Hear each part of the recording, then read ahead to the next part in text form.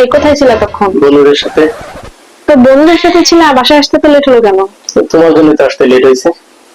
আমার জন্য লেট হয়েছে? বন্ধু মিলে রেস্টুরেন্টে একটু খাওয়া দাওয়া করতেছিলাম। খাওয়া দাওয়া শেষ করে যখন বিল দিতে গেলাম, তখন সবাই বললো যার বউ বেশি সুন্দরী তার বিল দিতে হবে। তারপর কি হলো? তারপর সবাই বললো যে তোর বউ বেশি সুন্দরী, তোর বিল দিতে হবে। কিন্তু আমি বিল দিতে পারবো না, আমি বলে দিচ্ছি। তারপর তুমি বিল দাও নাই? কেন দাও নাই? তুমি বিল না দিলে অন্য কেউ বিল দিলে তো অন্য কারো বউ সুন্দরী হয়ে যাবে।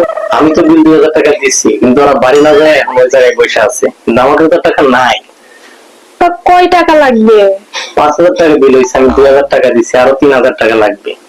আচ্ছা ঠিক আছে, তুমি 1 মিনিট দাঁড়াও, আমি টাকা নিয়ে আসতেছি।